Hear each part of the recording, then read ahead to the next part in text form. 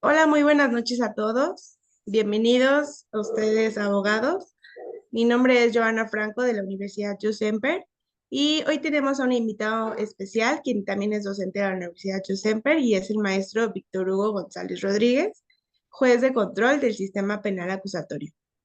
Este webinar nos va a platicar a grandes rasgos lo que nos tiene preparado para el curso Teoría y Práctica de la Prueba Penal, que vamos a iniciar próximamente. Recordemos que la duración de este webinar es de 1 hora, por lo que unos 10 minutos antes de finalizar tendremos un espacio de preguntas y respuestas y en donde también nos pueden compartir comentarios, felicitaciones o lo que ustedes gusten. Bueno, entonces, sin más por el momento, le brindo la bienvenida al maestro Víctor Hugo González y cualquier cosa que necesite, aquí me encuentro en apoyo y adelante puede iniciar. Gracias. Buenas noches a todas y a todos. Eh, Como siempre, lo primero es un agradecimiento a la universidad por la confianza. Yo siempre regularmente tiene la confianza en un servidor, lo cual a mí me siento muy halagado y por eso es que lo expreso regularmente cuando inicio las sesiones con un agradecimiento sincero. También agradezco a las personas que se conectan y a aquellas que nos habrán de escuchar principalmente por la relevancia del tema, que como juzgador he notado que es imprescindible para el quehacer no solo jurisdiccional de la propia persona, de la persona juzgadora, sino además también para el personal que integra las unidades administrativas, la unidad de gestión, etcétera, de los poderes judiciales correspondientes. Pero al mismo tiempo, el tema de la prueba es relevante e imprescindible para el resto de las partes, para Ministerio Público, para defensores, para asesores jurídicos eh, y para otros de los que intervienen, que aun cuando no, digamos, llevan a cabo actos de litigación formalizados, sí participan dentro de las partes como el imputado y la víctima u ofendido. Pero también es relevante, por ejemplo, para la policía, para los peritos, etcétera, etcétera. La prueba en términos generales incluso es relevante para la vida, como lo vamos a comentar de manera muy sencilla.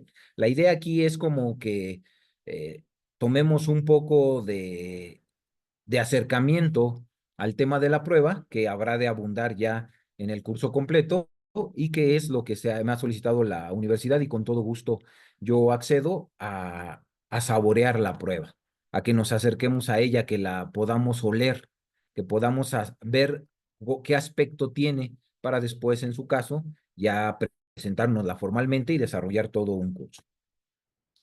En ese tenor, entonces, una vez que he agradecido la invitación y que además ofrezco también una disculpa para aquellas o aquellos que en su caso hayan planeado la tarde del día de hoy, porque habíamos señalado que iba a ser a las 6 y que por algunas razones que son de un servidor ocurrió a las 8, ofrezco también por eso una disculpa. Bien, sin más preámbulos, entonces, cuando se me hacen la invitación para esta charla, se estaba pensando en cómo es que íbamos a lanzar la convocatoria, es decir, cómo se iba a invitar para que ustedes pudieran acercarse. Y entre esas se decidió de manera colegiada que el tema fuera la prueba penal como fuente de la verdad, por varios aspectos, porque eso integra dos características esenciales del tema de la teoría de la prueba o de las pruebas, que es finalmente la prueba en general y luego la verdad como fin de la prueba. Y es de eso de lo que ahora habremos de reflexionar, por qué lo señalamos y por qué en algún momento se encuentran, por qué la prueba, particularmente la prueba penal, es la fuente de la verdad. Por eso es que se decide que se coloque este título a la exposición que vamos a tener el día de hoy. Precisado eso, entonces, habremos de reflexionar en adelante respecto de estos tópicos.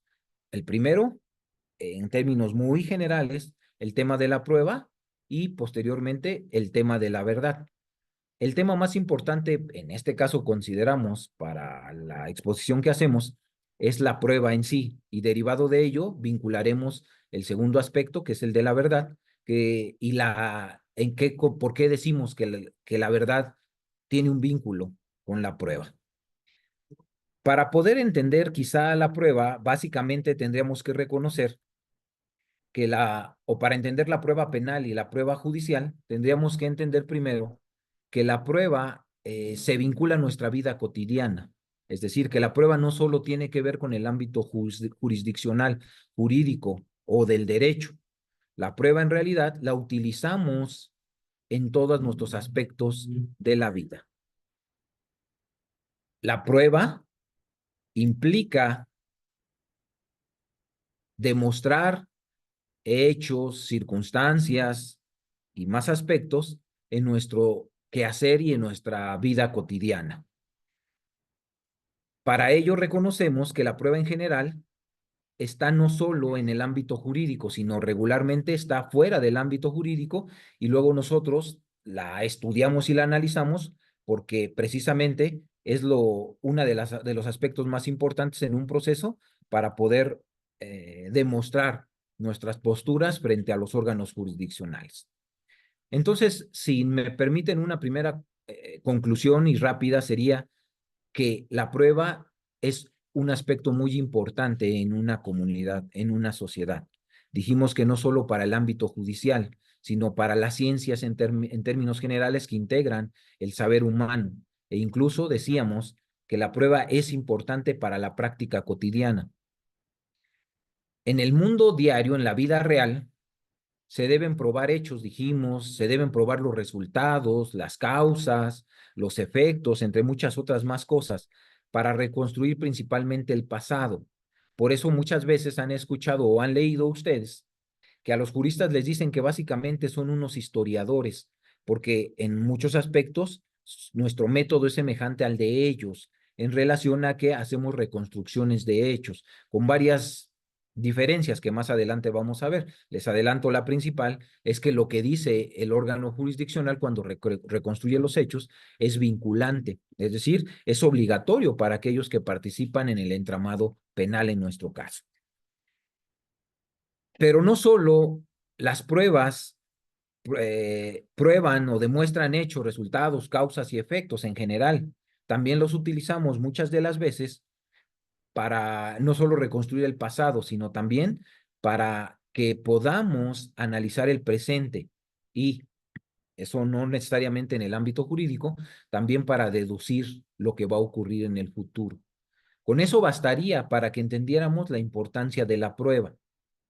Sin embargo, nadie en nuestra vida cotidiana escapamos diariamente en la necesidad de probar algo, de convencernos a nosotros mismos, tanto de nuestras realidades como de la verdad de algo. Un poco más adelante habremos de comentar levemente que para poder convencer a alguien de una verdad o de una postura, de una hipótesis o de una afirmación que hace alguien, lo primero que tenemos que hacer es estar convencidos de ello. Por eso cuando se les transmite el tema de la teoría del caso en materia penal, una de las características de esta es que es una la teoría del caso debe ser verosímil.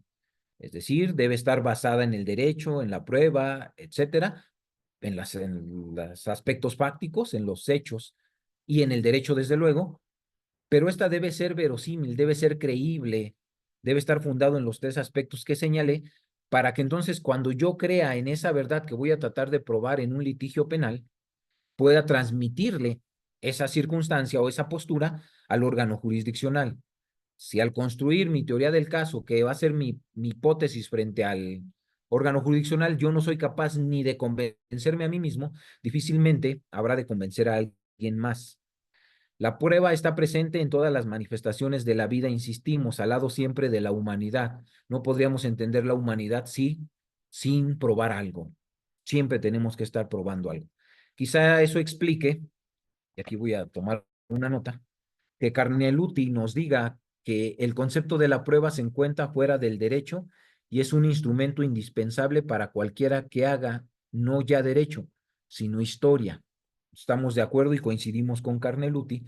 En realidad, la prueba, el concepto de prueba, no solo se concentra en el ámbito jurídico o del derecho, sino también para aquella sociedad que desarrolla su vida cotidiana y que eso va construyendo historia. En tratándose de la prueba, en este caso concreto, ya después de que hablamos de algo muy genérico, lo que en realidad nos ocupa es la prueba que llamamos la prueba judicial, la prueba relacionada con el derecho, no toda la prueba de una sociedad, sino concretamente ahora, que es para lo que nosotros somos expertos, es el tema de la prueba judicial. Es a través de esta prueba judicial que se convence a los otros, particularmente, que debe con lo que se convence a un juez. A un juez, en el sistema que nosotros tenemos, que es basado en un modelo romano-germana o en una tradición romana-germana, la forma en la que van a convencer a un órgano jurisdiccional de su planteamiento o la forma o el mecanismo a través del cual van a convencer a esa persona, que puede ser un juez de control o un colegiado o un unitario llamado tribunal de enjuiciamiento, es a través de la prueba. Y lo habrán de hacer con razones lógico-jurídicas, a partir de aspectos fácticos, es decir, de los hechos, que esos hechos se adecúen al derecho, aspecto jurídico, y que tengan con qué demostrarlo, que es el aspecto probatorio. La prueba legal, entonces, es imprescindible para un jurista, para un experto en derecho, pues frecuentemente, lo que hace es reconstruir el pasado. Cuando A priva de la vida a B, interviene un experto en derecho, que es el fiscal, que es la defensa o que es el asesor jurídico, y estos tienen que reconstruir el pasado para que se lo planteen y persuadan al órgano jurisdiccional con los elementos que ya dijimos, de que su postura frente a esa reconstrucción del hecho que hacen es la que debe afirmar en su resolución. Y es la que el juez va a considerar para tomar una decisión a favor o no del planteamiento que se le realiza. La diferencia entonces entre la prueba general, que es de la que ya hablamos, que es lo que pasa en la vida cotidiana, y la prueba judicial, que es de la que ahora estamos abordando, de acuerdo a lo que dice Devi Sechandia, es los resultados que se obtienen.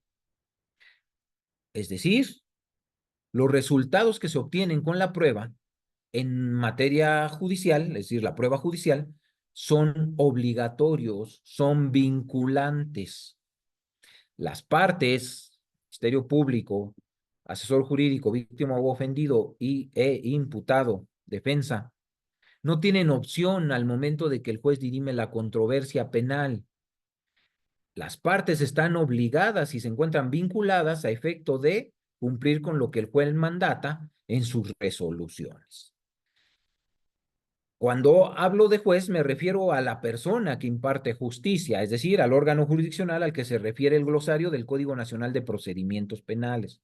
Y hago esta pequeña acotación en relación a que no entendamos al juez como el juez de control, el tribunal de enjuiciamiento, no, como la persona que imparte justicia, que puede ser el juez de control, el tribunal de enjuiciamiento, las salas donde están los magistrados que resuelven los recursos o incluso las autoridades federales a través del juicio de amparo. Todos ellos, cuando diga juez, estamos pensando en esto, en que las resoluciones de estos son vinculantes. Si un juez de control libra una orden de aprehensión, esta debe ser cumplida de manera forzosa y obligatoria. Es decir, el ciudadano no puede decir, yo no quiero que me cumpla, juez, la orden de aprehensión, la policía de investigación.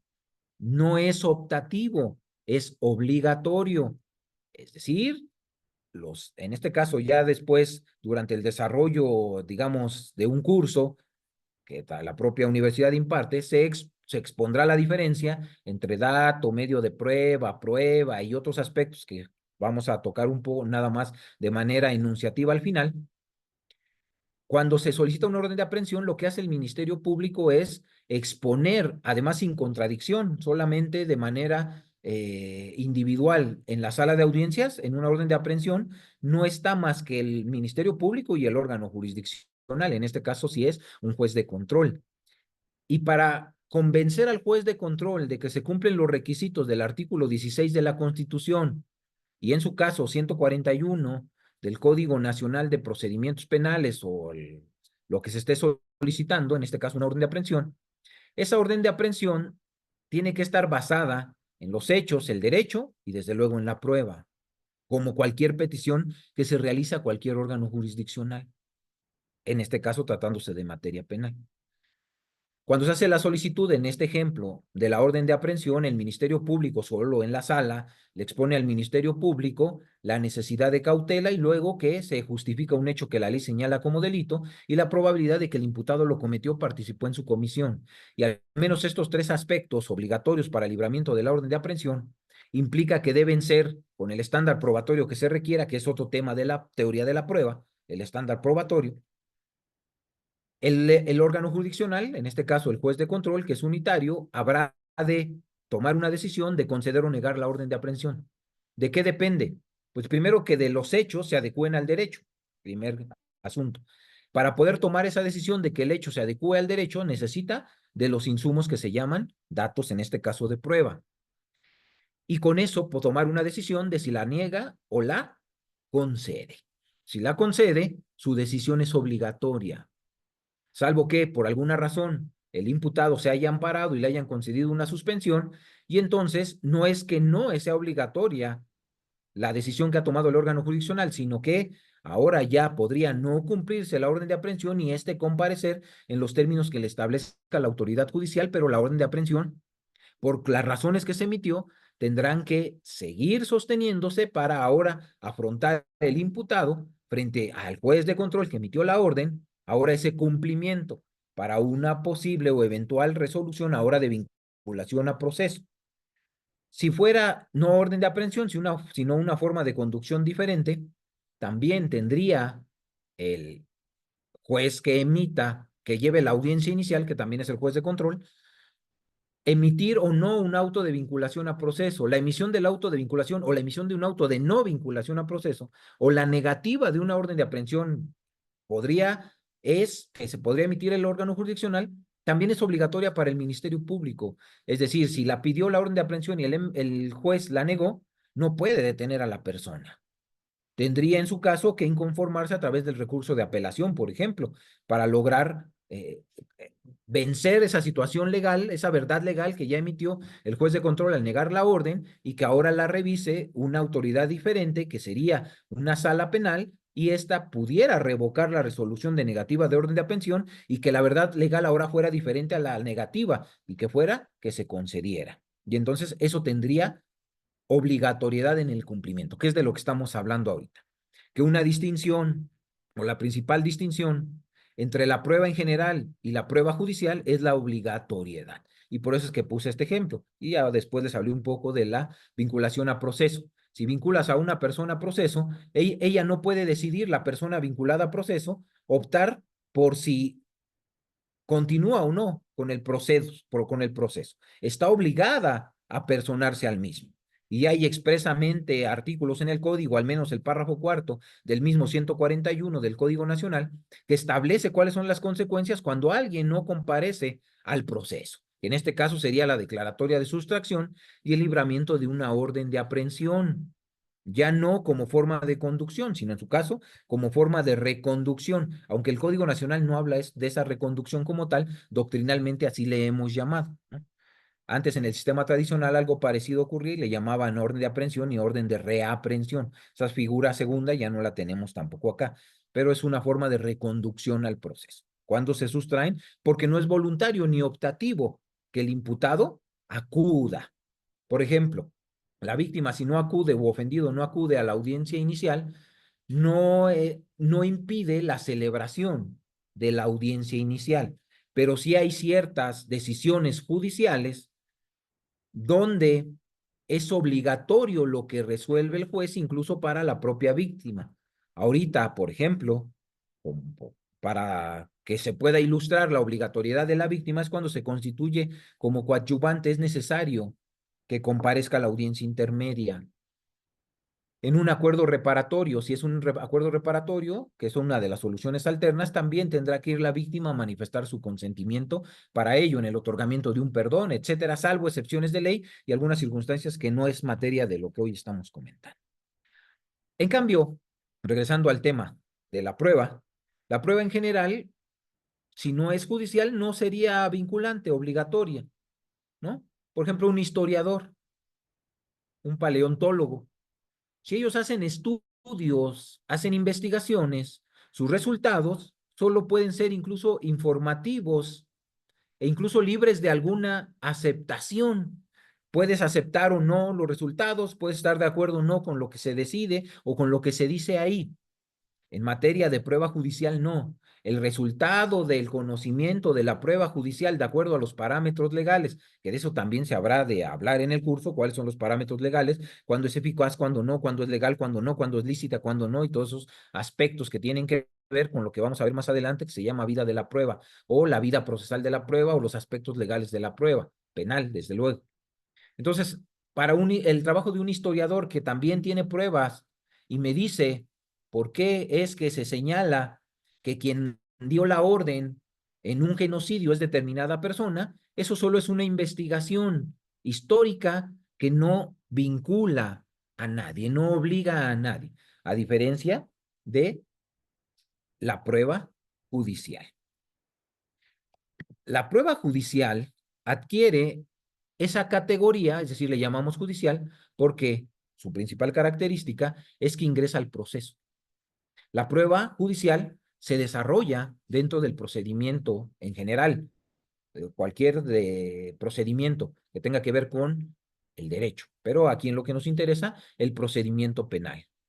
Y después hablaremos un poco de la prueba penal, y de eso se trata el desarrollo del curso.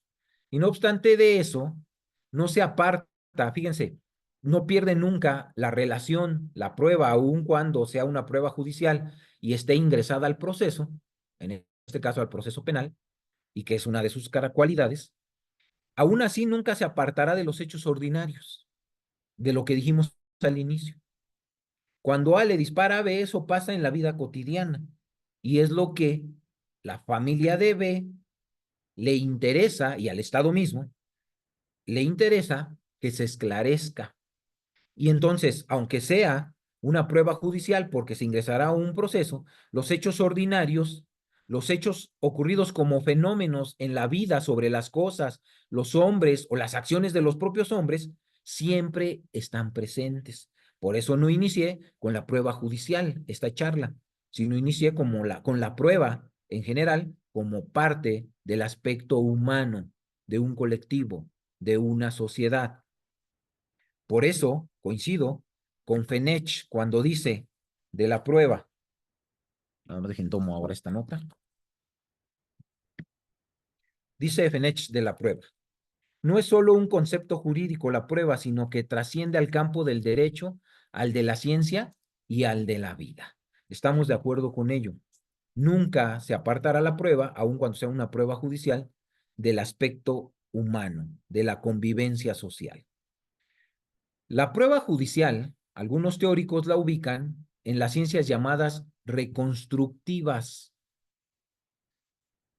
¿Por qué las ubican ahí? Por ejemplo, de Yepiane, un teórico sostiene que se trata de ir de los rastros dejados por las cosas, de los hechos, rastros dejados por los hechos o por los seres, a estos mismos seres, a estas mismas cosas, lo que los hechos, los seres o los actos de estos hicieron, con la prueba tratamos de ir a ellos, lo que habíamos señalado antes, de ver al pasado. El delito se comete en el pasado y cuando nosotros intervenimos en el presente, este ya ocurrió y ahora se reconstruye por parte del Ministerio Público a través de la investigación en su teoría del caso y se la da a conocer al órgano jurisdiccional porque él tiene la carga de la prueba, que es otro tópico de la teoría de la prueba en el ámbito procesal. Y entonces, dentro del método reconstructivo, el método probatorio judicial es una de sus especies. Con base a lo que hemos señalado entonces, la importancia de la prueba jurídica o la prueba en el derecho es que garantiza los derechos de las personas. Concretamente, si nos queremos poner más específicos y teóricos, garantiza los derechos conocidos como subjetivos.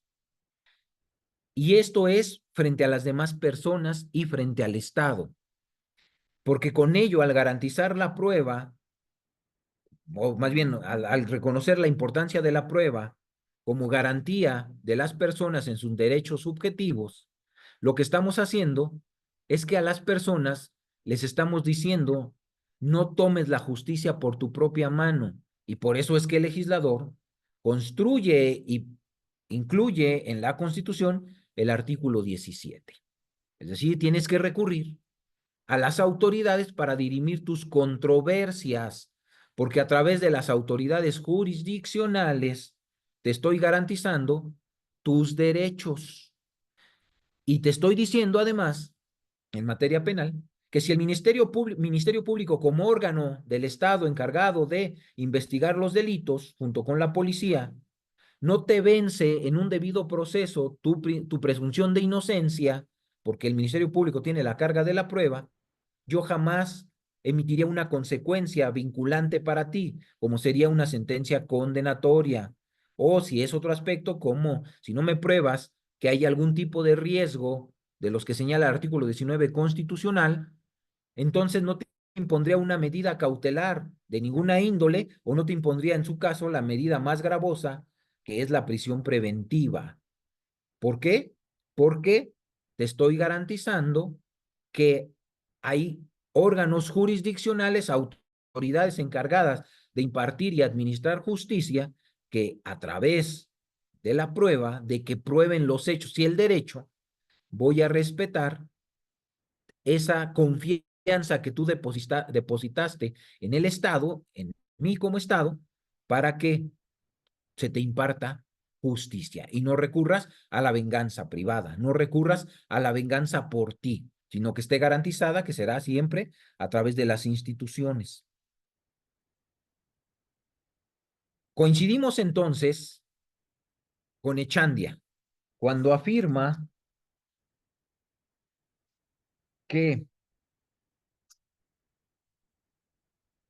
sin la prueba del derecho estaríamos expuestos a su irreparable violación por los demás y el Estado no podría ser función jurisdiccional para amparar la armonía social y secundariamente restablecer el derecho conculcado, que es lo que ya les había comentado.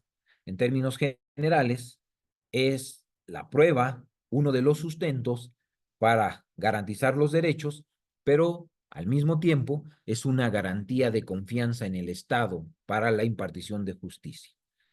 La administración o la impartición de justicia sería imposible sin la prueba. No existiría orden jurídico sin la prueba.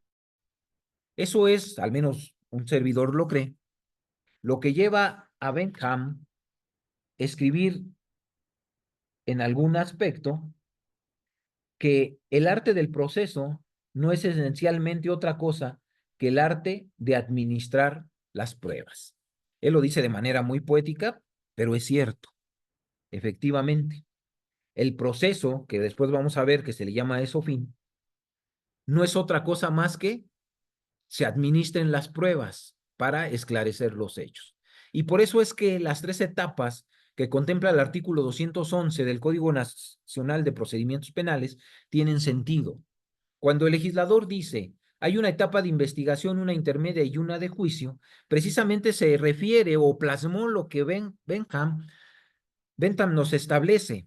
Es decir, administramos la prueba porque primero hay que obtenerla a través de la investigación, la preservamos, las partes, desde luego, y posteriormente habría que depurarla, bueno, a través de el señalamiento, el ofrecimiento, el debate, la admisión, la exclusión, y que eso quede plasmado en un documento que se llama auto de apertura a juicio y que se transmite al tribunal de enjuiciamiento donde habrá de darse a conocer, donde se desahoga la prueba, donde el tribunal de enjuiciamiento la inmedia y una vez que la inmedia se convierte o se conoce como prueba y toma una decisión fundada a través de esto, a través de algo que se llama valoración de la prueba, que también forma parte de esta teoría de la prueba que habrá de desarrollarse en el curso. Y es como se administra la prueba. Y posteriormente ya vendrán los recursos y estos aspectos son, desde mi punto de vista, lo que ya les había yo comentado y a lo que se refiere Bentham. El contacto con la realidad de la vida solo se obtiene mediante la prueba. El único camino que el juez tiene para conocer los hechos y para que le permitan adoptar una decisión legal y que además ésta sea justa, pues son las pruebas. Es a través de ellas donde el tercero ajeno al proceso, y es el que va a tomar la decisión, y es al que tienen que convencer, es que puede decidir. Si hay una insuficiencia probatoria, por ejemplo, que es otro tópico de la teoría de la prueba que se debe desarrollar, esa insuficiencia probatoria, al tener la carga de la prueba el Ministerio Público, pues en todo caso, si es una sentencia, deberá absolverse. Si es una decisión preliminar, como ya dijimos, la vinculación a proceso, o la orden de aprehensión o de comparecencia antes de esta, y las pruebas son insuficientes, también no tendría, salvo que el estándar probatorio en este momento lo permitiese, no tendría que haberse ni librado la orden ni vincularse a proceso. Pero esto sí aumenta el estándar probatorio, que es otro tópico de la teoría de la prueba, otra vez desde el ámbito procesal. No podría condenarse a una persona si las pruebas son insuficientes, independientemente de la postura de la defensa, porque la carga de la prueba es del Estado a través del órgano ministerial. Podríamos entonces ahorita, en este momento, afirmar que la función de la prueba, al menos, son dos las funciones de la prueba. Una de ellas es social, esa es conocida por los teóricos como extraprocesal. Y ya dijimos por qué. Porque con ello se mantiene y se garantizan las relaciones sociales, incluso las relaciones comerciales.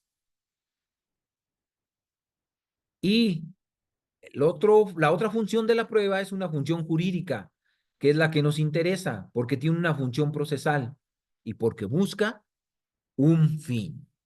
Y es ahí donde vinculamos por qué nombramos a esta charla, como lo hemos comentado al inicio. ¿Por qué la hemos nombrado la prueba penal como fuente de la verdad?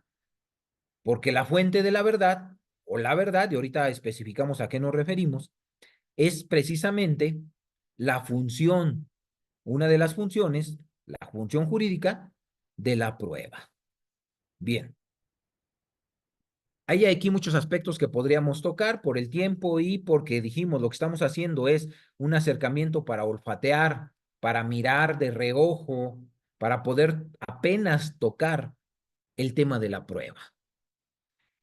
Y por ello es que me referiré ahora para conectar el tema de que ya hablamos en manera muy genérica de qué es la prueba judicial, cuáles son los fines de la prueba judicial. Si nosotros revisáramos a los teóricos, al menos ellos, y más o menos el estudio se parece a cuál es el objeto, el fin del proceso, aquello que refiere el artículo 20 constitucional en el apartado A, en la fracción primera. Ahí el legislador nos establece cuál es el objeto del proceso.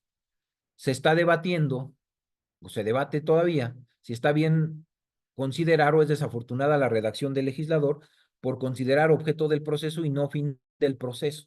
Pero bueno, eso es un debate distinto que no habremos de desarrollar en el aspecto probatorio, sino esto sí se desarrolla en el aspecto del procedimiento, en la teoría del procedimiento penal. Pero digamos, la ontología del análisis, el origen del análisis para el objeto para el fin del proceso y ahora el fin de la prueba tienen conexión. Por ejemplo, regresando a los fines de la prueba judicial. Los fines de la prueba judicial, de acuerdo a los teóricos, los podemos establecer a partir de tres posturas. La primera postura o la primera posición es aquella que dice que lo que buscan las pruebas en el proceso, la prueba judicial, es la verdad. Y entonces, lo que buscan es saber qué pasó realmente al momento de que A le disparó a B y lo priva de la vida. Eso, llevarlo al órgano jurisdiccional para que el órgano jurisdiccional conozca la verdad y entonces emita una decisión. Otras posturas establecen que los fines de la prueba judicial serán el convencimiento del juez o llevarle a este juez la certeza necesaria para que éste tome su decisión. Es decir, ya no una verdad verdadera, como llamarían los filósofos, sino una verdad jurídica o una verdad legal. Desde mi óptica, es lo que señala el apartado A, fracción primera del artículo 20 de la Constitución, cuando dice el esclarecimiento de los hechos. El esclarecimiento de los hechos, desde mi posición, es esta segunda hipótesis teórica, el convencimiento del juez o llevarle al juez la certeza necesaria para que éste tome la decisión. Ahorita tocamos un poco estos aspectos. Y la tercera corriente, planteamiento o teoría respecto de los fines de la prueba judicial es que se fijen los hechos en el proceso. Es decir, estos dicen que lo que se tiene que buscar con la prueba es fijar los hechos del proceso.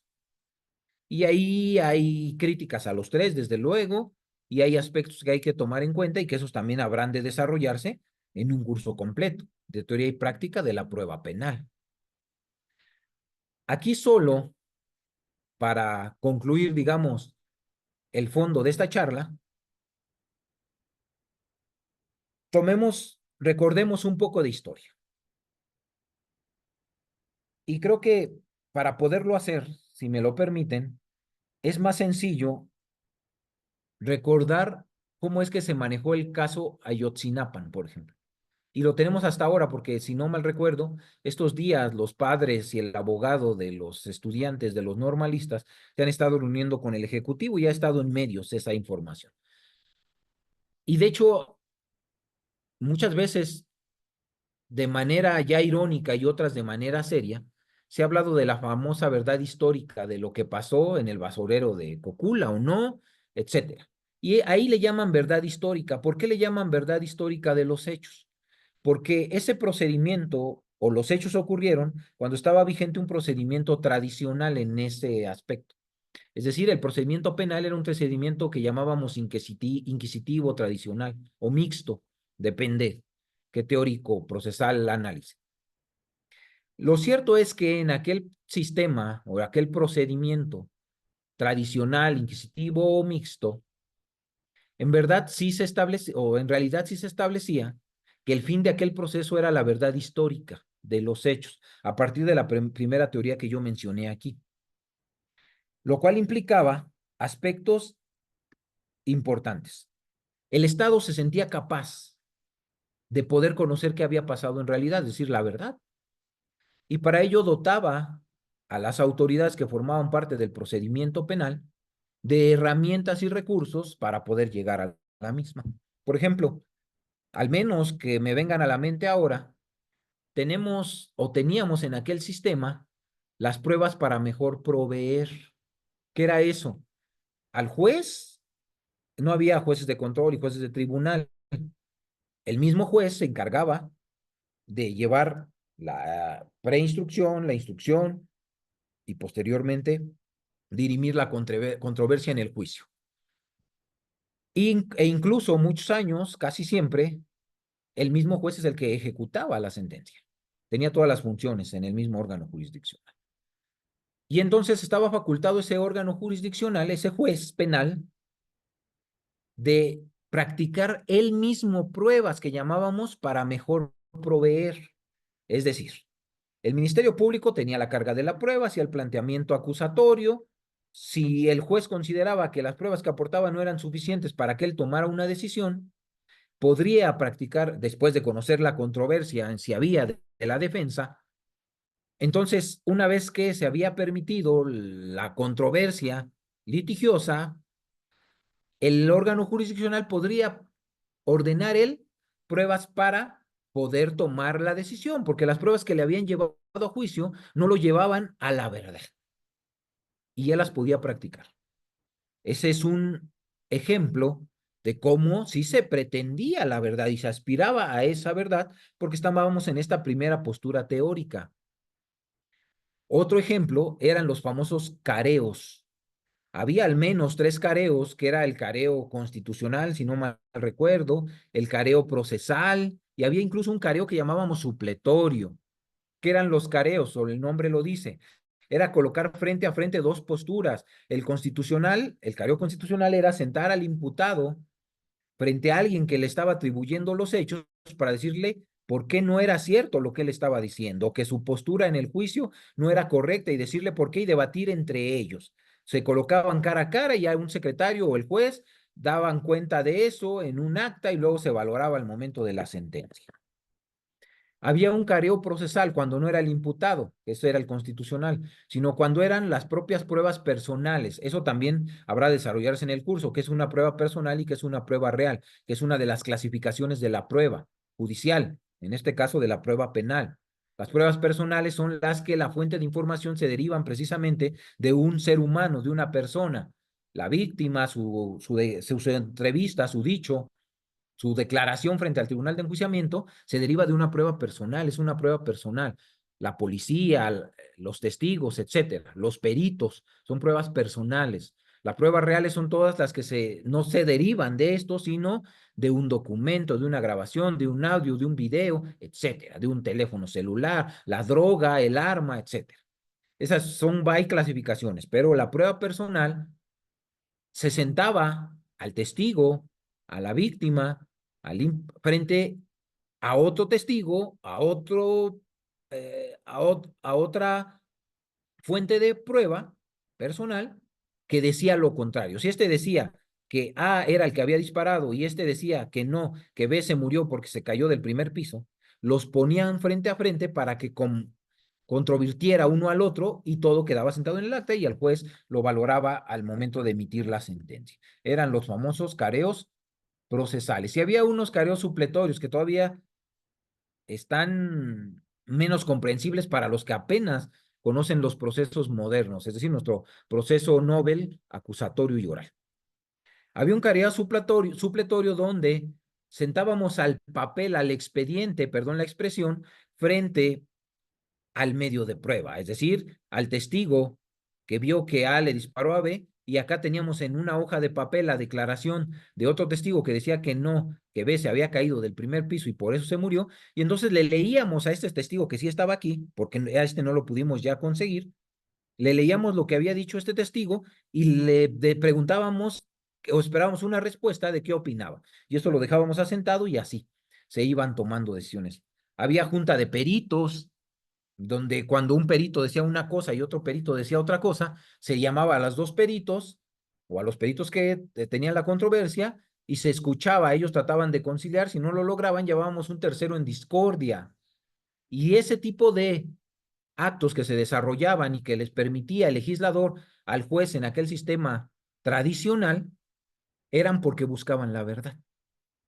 Las pruebas allá, lo que buscaban como fin era esa verdad histórica a la que se siguen refiriendo en el caso que ya aludimos como ejemplo. El legislador, desde mi punto de vista, cuando reforma en el 2008 la Constitución, una de esas reformas es cambiar la acepción del fin del proceso y desde luego ahora que nos interesa el fin de la prueba. Y lo que buscamos ahora es el esclarecimiento de los hechos. Y ese esclarecimiento de los hechos se parece, si quieren decir desde mi punto de vista, es la segunda teoría que hablamos. Los fines de la prueba es el convencimiento del juez o para llevarle certeza al juez para su decisión. Ahora lo que aspiramos en el procedimiento penal acusatorio y oral no es a esa verdad verdadera, sino es a la verdad jurídica o legal. Algunos llaman material. Es decir, la fiscalía dice que A le disparó a B y la defensa dice que sí hubo un disparo, pero fue en legítima defensa. Lo que busca el proceso es ver quién tiene razón, quién aporta las razones y lleva las pruebas suficientes para convencer al órgano jurisdiccional de si A le disparó a B y es un homicidio doloso, o si hay una causa de justificación porque fue una legítima defensa. Y el juez de estas posturas, a través de las reglas de la valoración de la prueba, de la carga de la prueba, de la presunción de inocencia y otros parámetros más, habrá de tomar una decisión y esa es a la decisión que aspira ahora el proceso penal, de acuerdo a la redacción, insisto, de la fracción primera del apartado A del artículo 20 de la Constitución, que aunque diga que el objeto del proceso es el esclarecimiento de los hechos, que el inocente no quede impune, que el culpable no quede impune, que el inocente se le absuelva y que se reparan los daños causados por el delito, ahí está establecido cuál es el fin del proceso y ahora lo tomo yo como ejemplo para saber cuáles son los fines de la prueba en el moderno o en el actual, para no utilizar esa palabra, en el actual procedimiento penal acusatorio y oral. ¿Por qué lo llamo acusatorio y oral? Porque así lo dice el legislador en el párrafo primero de ese mismo artículo 20 constitucional. Creo que ya estoy acercándome al tiempo que fue establecido por respeto a la invitación, principalmente por respeto a ustedes que están en este momento escuchando, para aquellos que habrán de escuchar posteriormente. Entonces, esto forma parte, es un aperitivo de la prueba. Es un aperitivo de la teoría y práctica de la prueba penal. Además de esto, desde luego, se tienen que desarrollar todos los principios de la prueba, la necesidad de la prueba, qué prueba la prueba, la vida de la prueba, cómo es una prueba. En analogía, les digo regularmente a los alumnos, la prueba nace, crece, se reproduce y muere, como pasa con las personas. ¿Y dónde pasa eso? En el proceso. ¿Cómo pasa? Eso hay que saberlo. ¿Cuáles son las etapas probatorias? ¿Qué características tiene la prueba en cada una de estas etapas? Hay que ver las pruebas en particular. En este sistema, aunque no estamos en un sistema de prueba tasada, debemos saber qué es eso del sistema de prueba tasada, porque hay una diferencia entre la libre valoración en la prueba tasada o en la íntima convicción. Todo eso tendremos que saberlo. Y eso lleva a que aunque no estemos en una prueba, en un modelo de prueba tasada ahora, en este modelo acusatorio y oral, sin embargo, si el legislador establece parámetros para las pruebas en particular, nos habla de las pruebas periciales, de las documentales, de las testimoniales, nos habla de la declaración del imputado y nos habla de otras pruebas. Y eso viene en el Código Nacional en el apartado correspondiente de las pruebas. Y se tiene que desarrollar el tema de las pruebas en particular para ir viendo las cualidades de qué es un testimonio. ¿Por qué es diferente un testimonio a un documento, a la documental? ¿Por qué es diferente una documental a una prueba pericial? ¿Por qué es diferente una prueba pericial y el legislador consideró que era necesario separar el testimonio, la prueba pericial, de la declaración del imputado, por ejemplo? El tema de la valoración de la prueba a través de los modelos de íntima convicción, a través de la prueba tasada y de la libre valoración. A partir de la teoría hay quien dice que estas son tres modelos diferentes, hay quien dice que son dos y que la libre valoración, a través de la lógica, las máximas de la experiencia y los conocimientos científicos, que es lo que tenemos ahora en nuestro código, es la evolución de la íntima convicción. Todo eso te tiene que explicar. La teoría del caso. Para elaborar una teoría del caso y saber cómo va a ser mi ruta litigiosa y mi base metodológica en un juicio penal, en un procedimiento penal, necesito de la teoría fáctica, la teoría jurídica y la teoría probatoria. ¿Por qué necesitamos de la teoría probatoria? Hay que decirlo porque eso se tiene que explicar. Y además tenemos que decir por cómo se hace eso. Porque al final, algo que también es importante, no solo basta con la teoría hay conocimientos y saberes, pero si eso no lo traducen a un procedimiento, no van a lograr la convicción. Necesitan de la práctica de la prueba penal para poder transmitir ese conocimiento teórico a la decisión, que es lo que interesa al imputado. Al imputado no le va a interesar si el litigante es un erudito de la teoría de la prueba. Le interesa que esa erudición se traduzca en que a él se le condene o se le absuelva, depende cuál sea la postura de la parte que esté interviniendo en el juicio. Y para ello se tienen también que exponer técnicas de litigación relacionadas con la operatividad, la práctica, cómo la llevo al proceso. ¿Qué es eso del punto de prueba en la etapa intermedia que tengo que establecer en mi escrito? ¿Por qué es importante? Porque esa es la base de el debate cuando la ofrezco y cuando me la quieren excluir. Todo eso tenemos que saber decirlo. Los interrogatorios, los contrainterrogatorios ya cuando estás en juicio, la forma de incorporar la prueba y muchos más aspectos que habrán de desarrollarse. Creo que ya estoy en el límite del tiempo. Si está de acuerdo, maestra, con esto concluiríamos estas pequeñas reflexiones que espero que de algún modo hayan sido de utilidad y de acercamiento para el tópico que es la prueba penal, en el caso concreto, que es la que nos interesa. Gracias a todas y a todos. Entiendo también que habrá posibilidades de hacer, si es que es necesario, algún tipo de pregunta. Así es, maestro. Bueno, pues muchas gracias por esta plática. Vamos a ver si hay algún interesado en realizar alguna pregunta y también pueden levantar la mano si es que quieren hablar, les cedo la palabra y pues vamos a esperar tantito a ver si alguien se anima. Sí, claro que sí, con todo gusto.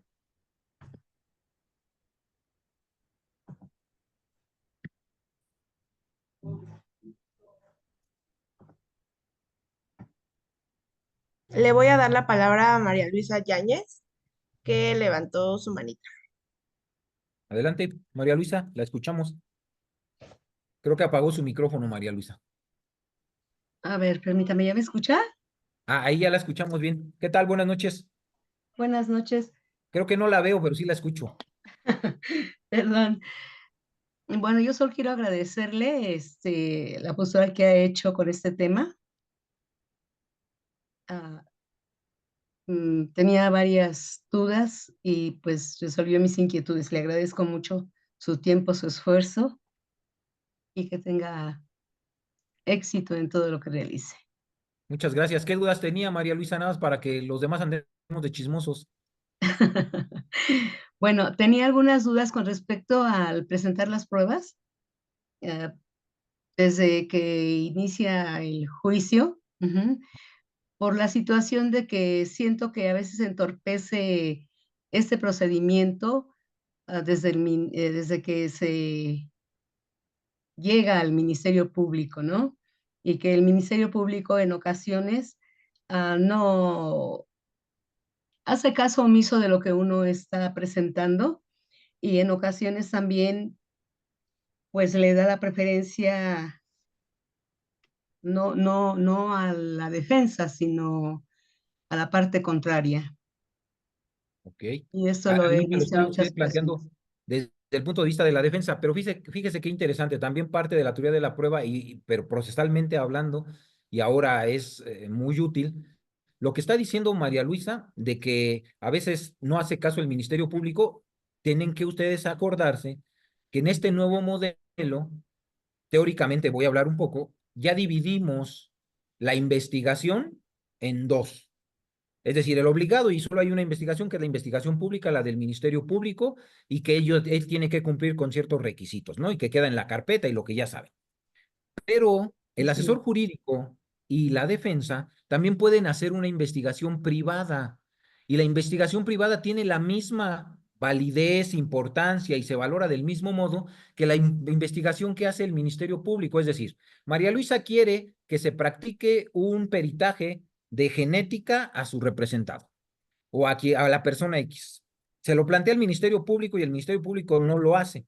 No está impedida María Luisa para ella recurrir a un perito particular y practicar esa prueba, ese medio de prueba, ese órgano de prueba.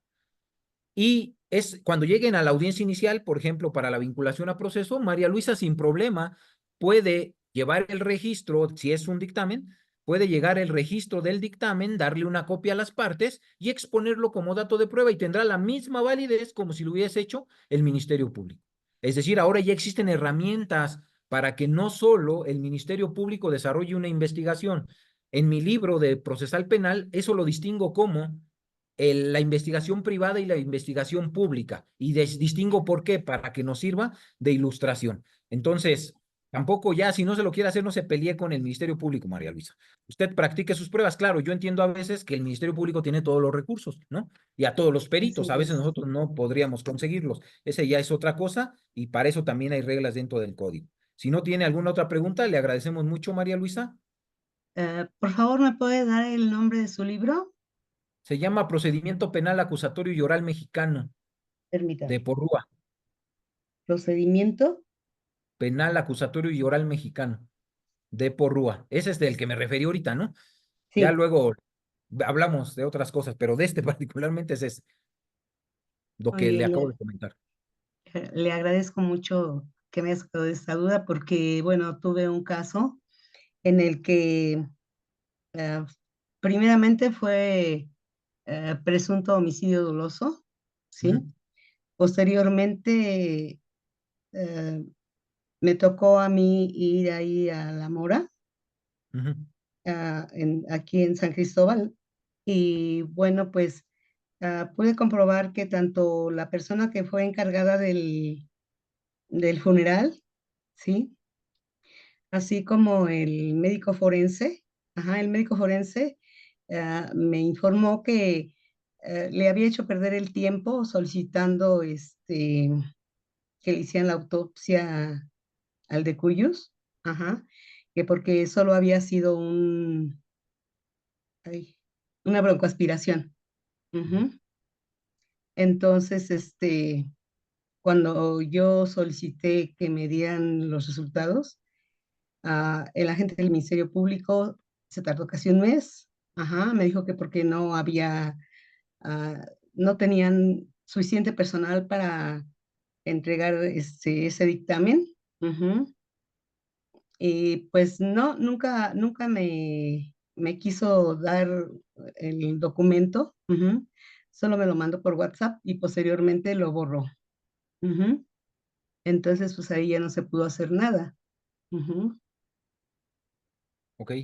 Sí, no, ya tiene usted la posibilidad de practicar sus propias pruebas. Claro, hay ciertas, ahorita con lo que me dice el tema de la necropsia es un tema diferente y habría ahí que platicarlo después, pero sí, sí pueden practicar ustedes, investigar de manera privada y está el fundamento legal. Ahí ya cuando vea las notas en el libro ya le va a dar el fundamento y todo, ya lo platicamos en otro espacio con más calma. Muchas gracias, Le María. agradezco mucho su amable atención. Un Gracias. gusto. Adelante, Muy bien, María. maestro. Le voy a dar ahora la palabra a David Montes, que también levantó su manita. Adelante. David, buenas noches.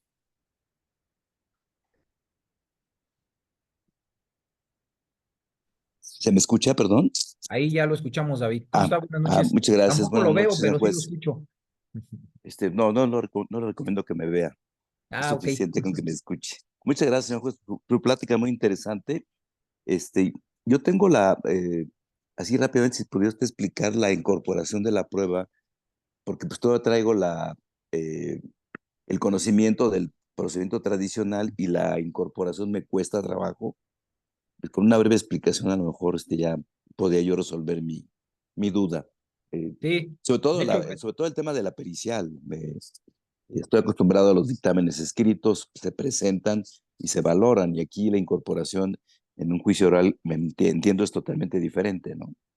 sí, de hecho, la incorporación de la prueba, depende qué prueba sea, ya le dije. La clasificación de la prueba, una clasificación que a mí me gusta es esa que les dije, pruebas personales y pruebas reales. Por eso esa clasificación ayuda a este sistema.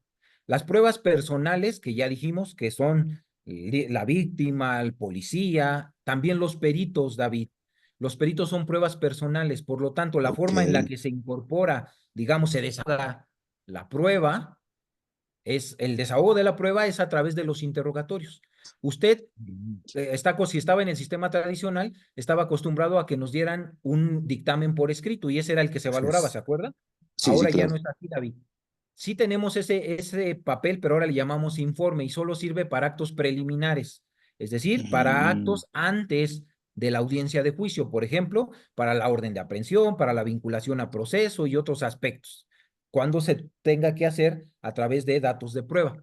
Y ese papel solo se expone en audiencias preliminares a la de juicio y con eso se mm, da a conocer el contenido. La ok. conclusión dice que A murió a causa de un disparo en la cabeza. Lo que usted le va a decir al juez es, mi perito dijo que A murió a causa de un disparo en la cabeza y ese papel en el que usted basa su exposición la tienen todas las partes. Así, digamos, se incorpora como dato de prueba en audiencias preliminares. Ahora, las Correcto. pruebas personales en general, incluyendo a los peritos, en el juicio se incorporan a través del interrogatorio y el contrainterrogatorio. Se le hacen preguntas al perito y el perito lo que hace es exponernos lo que dejó plasmado en su documento. Ahí no interesa el papel, interesa lo que él nos dice frente al juez. Le Ok. pregunto yo, ¿cómo se llama usted? David Montes. ¿A qué se dedica? Yo soy perito en materia de medicina. Bien, ¿dónde Mm, estudió? En tal lado. ¿Cuál es su ok. especialidad? Tal. ¿Dónde está adscrito? A la fiscalía, bla, bla, bla. Esas se le llaman, nosotros son preguntas para identificar la expertise del perito. Luego ya le hacemos Exacto. las preguntas concretas del hecho. ¿Por qué está aquí? Ah, bueno, porque yo intervine en un dictamen en materia de medicina legal, porque me lo pidió el Ministerio Público y me dijo que interviniera en relación a esto, el método que utilicé fue este, analicé tal cosa, doy las razones y después llegué a la conclusión siguiente, que esto pasó y esto ocurrió. Es decir, si se da cuenta, esa es la fuente de información, el perito. Ok. Al perito se le incorpora a través de interrogatorios y contrainterrogatorios, igual que al policía, igual que a la víctima, igual que a los testigos, incluso igual que al imputado si éste quisiera declarar y si éste quisiera declarar no de manera libre, sino a preguntas de las partes. Es la forma de incorporar las pruebas personales. Ahora, al otro o de desahogarlas. Ahí habría que ver, no sé si estoy tan de acuerdo en el tema de la incorporación. Hay quien dice que sí, pero yo lo diría mejor el desahogo de la prueba personal. Correcto, Ahora, sí, claro. hay un proceso de incorporación que es el señalado para la prueba real o escrita, porque la personal también la conocemos como oral. A la prueba real la conocemos también como prueba material en algunos aspectos o como prueba escrita. Y esa tiene que cumplir con los requisitos, David, y el resto del artículo 383 del Código Nacional de Procedimientos Penales. Allí hay un método que establece el legislador. ¿Por qué cuesta tanto trabajo ese método? Porque el legislador, desde mi óptica, lo puso revuelto. Los aspectos en cómo incorporar una prueba material los pone revueltos y les cuesta trabajo a los litigantes y en la vida real les cuesta, David, ¿eh? En una audiencia viera cómo le padecemos porque las partes no pueden incorporar una prueba material, ¿eh? No me estoy refiriendo al testigo, eso es a través de los interrogatorios, también puede costarles trabajo, por eso se propone este curso, para que no les cueste trabajo preguntar, sepan cómo preguntar, qué pruebas no son las adecuadas, etcétera. Pero en la Correcto. prueba material tienes que seguir las reglas de ese artículo que también habrán de establecerse en el curso respectivo. No sé si con eso me acerqué un poco, David, por el tema del tiempo. Magnífico. Muchas gracias, magnífico. Sí, ya me Hay un quedó apartado claro. especial de Ya, interrogatorios y contrainterrogatorios dentro de el propio del Código código. Nacional. Ujú. Correcto, sí, le agradezco su explicación No, con y todo gusto y gusto gracias. saludarlo, David, aunque Igualmente. no se deja que lo conozcamos. No, pues no se lo recomiendo, la verdad. Ándele, Hasta luego, señor juez. hasta luego. Muy bien, pues ahora vamos a pasar a, a lo importante de este webinar, que es el curso. Les voy a compartir eh, el curso que vamos a tener este 20 de agosto. Le estamos ofreciendo ahorita a todos los participantes un 30% de descuento. El costo total de este curso que va a dar el juez Víctor Hugo es de 3,000 pesos. Entonces, a todos los participantes de aquí de este webinar tienen el beneficio de poder contar con un 30% de descuento. Esto quedaría en 2,100. Pueden pagarlo el día de hoy o tienen hasta el día de mañana. Entonces, les voy a mandar por ahí un correíto también para que se puedan registrar, para que realicen su pago. Y bueno, pues los esperamos ahora en este curso que inicia el 20 de agosto. Las sesiones serían martes y jueves de 6:30 a 8:30. Se graban las sesiones, si no es posible que puedan asistir de manera en vivo, se pueden grabar las sesiones y las pueden consultar más adelante y al final se les otorga una constancia de participación del curso. La duración total de este curso es de 20 horas y bueno, pues estamos a sus órdenes por si tienen alguna duda. Y por aquí tenemos una pregunta. Ah, bueno, fue el de David. Creo que ya se le respondió.